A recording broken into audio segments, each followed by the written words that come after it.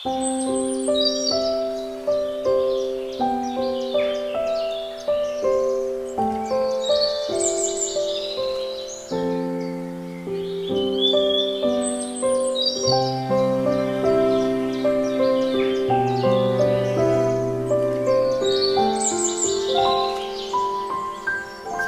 semua sahabat Yesus yang terkasih. Jumpa lagi dengan Weekend with Jesus. Sabtu tanggal 3 Desember 2022. Sahabat-sahabat yang terkasih, Injil hari ini diambil dari Markus bab 16 ayat 15 sampai 20 dan bacaan dari 1 Korintus 9 ayat 16 sampai 19 dilanjutkan ayat 22 sampai 23. Hari ini tanggal 3 Desember dirayakan sebagai Pesta Santo Fransiskus Xaverius, imam dan pelindung misi. Juga dirayakan sebagai Hari Sabtu Imam. Sahabat-sahabat yang terkasih, hari ini kita diingatkan untuk menjadi pewarta yang sejati. Bersediakah kita untuk menjadi pewarta, menjadi pembawa kabar gembira, membawa kabar sukacita? Karena apa? Sebagai orang Katolik, kalau kita mengikuti Misa Kudus, perayaan Ekaristi, pasti pada akhir ada doa penutup itu pasti Romo akan mengatakan, pergilah kita diutus, atau marilah kita pergi, kita wartakan Injil. Dan kita semua pasti menjawab amin. Sudahkah teman-teman terkasih, sahabat-sahabat terkasih, sudahkah melakukan yang kita katakan amin tadi? Atau si amin sedang mudik gitu ya. Jadi enggak asal ngomong aja gitu. Tapi mari kita hari ini kembali kita diingatkan, yuk kita semua menjadi pewarta yang sejati. Kenapa?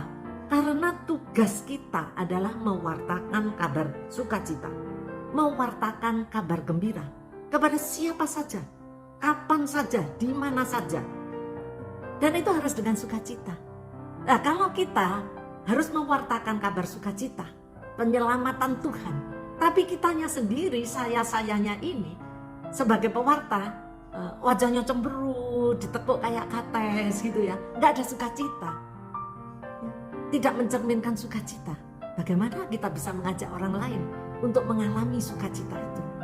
Setiap kita yang sudah dibaptis, sudah diselamatkan, dan kita sudah diberikan anugerah sukacita yang melimpah. Injil hari ini mengatakan, dan ini dikatakan oleh Yesus sebelum naik ke surga. Jadi ini wasiat, kata-kata terakhirnya. Pada suatu hari Yesus yang bangkit dari antara orang mati menampakkan diri kepada 11 muridnya dan berkata kepada mereka, pergilah ke seluruh dunia, beritakanlah Injil kepada segala makhluk. Siapa yang percaya dan dibaptis akan diselamatkan, tetapi siapa yang tidak percaya akan dihukum. Tanda-tanda ini akan menyertai orang-orang percaya. Mereka akan mengusir setan-setan demi namaku. Mereka akan berbicara dalam bahasa-bahasa yang baru bagi mereka. Mereka akan memegang ular, dan sekalipun minum racun maut, mereka tidak akan mendapat celaka. Mereka akan meletakkan tangannya atas orang sakit dan orang itu akan sembuh. Sesudah berbicara demikian kepada mereka, terangkatlah Tuhan Yesus ke surga, lalu duduk di sebelah kanan Allah.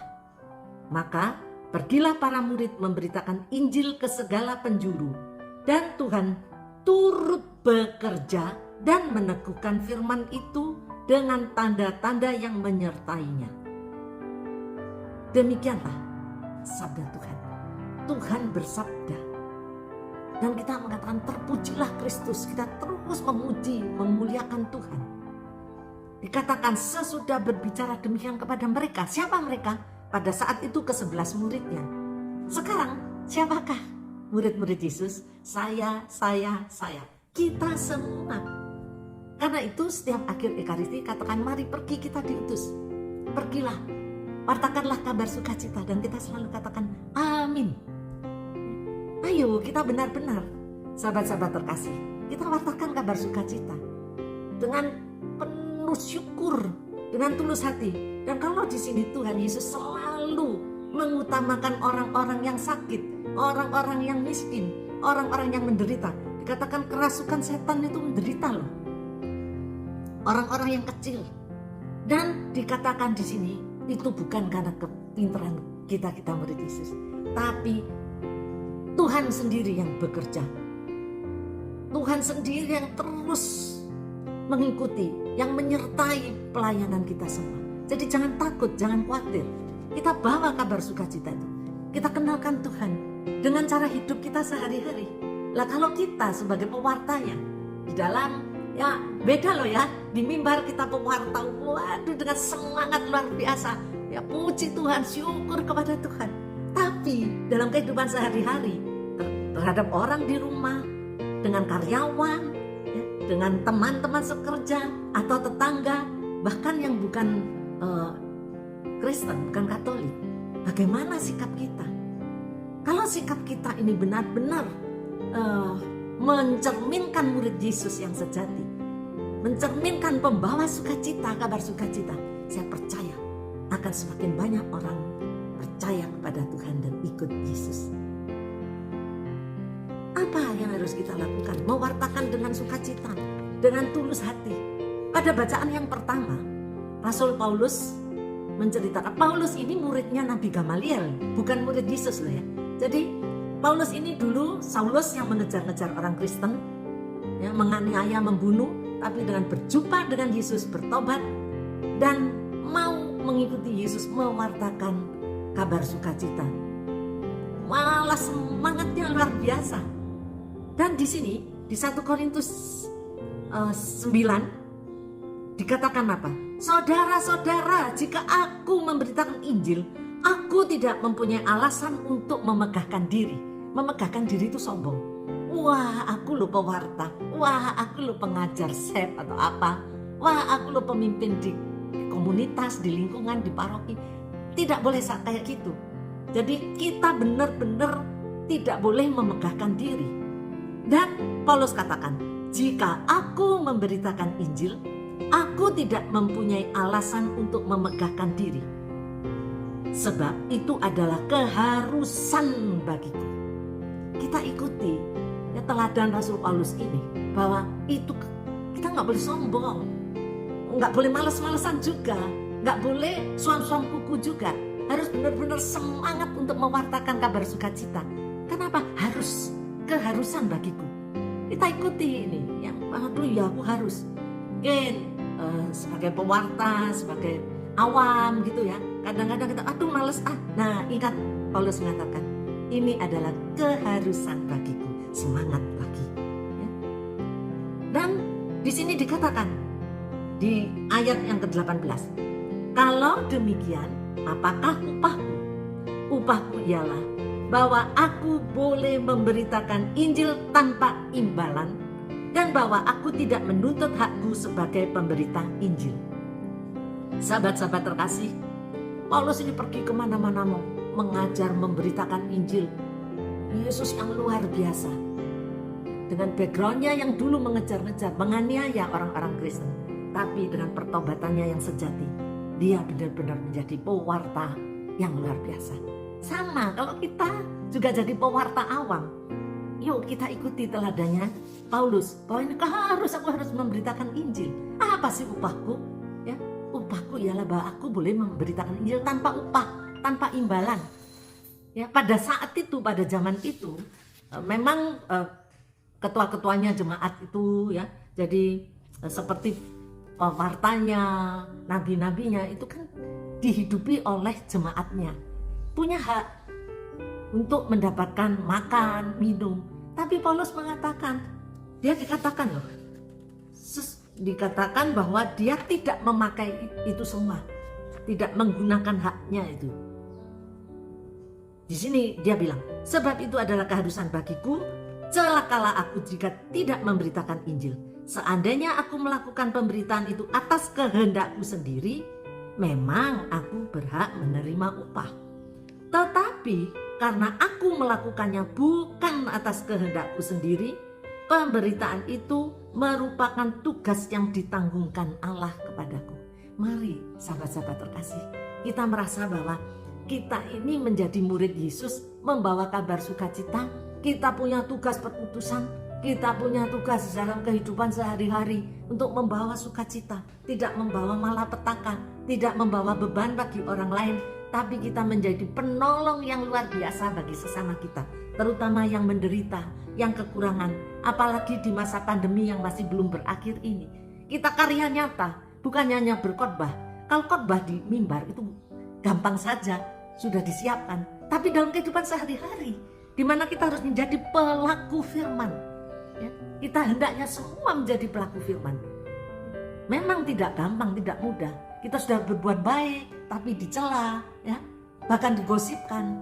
Tapi kita tidak boleh marah. Kita harus terus ingat, seperti Paulus mengatakan, aku boleh memberitakan Injil tanpa upah dan aku tidak menggunakan hakku sebagai pemberita Injil. Nah, teman-teman terkasih, suatu saat saya pernah ditanya oleh juga orang, ya, lalu dia mengatakan, Bu Nini, di firman Tuhan itu dikatakan loh, kalau bekerja layak menerima upah. Kamu itu loh, kalau dikasih persembahan kasih, ya, kalau untuk Romo stipendium, ya, tapi kalau kita awam persembahan kasih, diberi persembahan kasih kok kamu nggak mau, kamu kembalikan. Oh, aku bukan menolak, saya katakan gitu. Saya sudah menerima dengan sukacita, tapi saya punya komitmen bahwa saya akan mempersembahkan kepada Tuhan di tempat saya mewartakan kabar sukacita, di tempat di mana saya mengajar, di mana tempat saya memberikan renungan. Saya sudah menerimanya, saya bersyukur, saya berterima kasih, dan saya persembahkan kembali kepada Tuhan di tempat saya melayani. Itu satu komitmen pribadi. Dan orang tersebut mengatakan, oh nggak boleh loh, malah berdosa. Kalau menolak ini kan sombong. Oh, saya bilang, saya tidak, bukan menolak, bukan sombong, tidak. Tapi saya punya komitmen untuk mempersembahkan diri saya kepada Tuhan. Dan saya bekerja. Saya saya meniru teladannya Paulus itu. Paulus itu membuat tenda. Jadi dia membuat tenda untuk membiayai pelayanannya. Nah, sampai saat ini, ya, meskipun lansia, saya tetap bekerja. Saya menggarap garden, landscape, pertamanan. Lah itu yang untuk kebutuhan saya, mau beli ini, mau beli itu. Juga untuk pelayanan saya. Saya mengikuti apa yang Paulus katakan di situ. Nah, sahabat-sahabat terkasih, kita ambil di mana jejak Rasul Paulus yang luar biasa ini. Dan hari ini kalau gereja juga merayakan Fransiskus Xaverius, kita juga mengikuti teladannya. Bagaimana benar-benar menghamba kepada Tuhan, menjadi hamba Tuhan yang sangat luar biasa. Setiap kita ini punya tugas yang luar biasa dan kekuatan yang Tuhan berikan.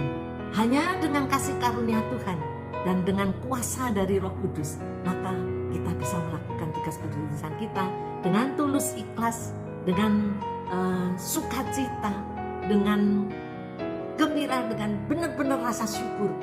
Kalau saya boleh dipakai, siapakah aku ini Tuhan, menjadi biji matamu.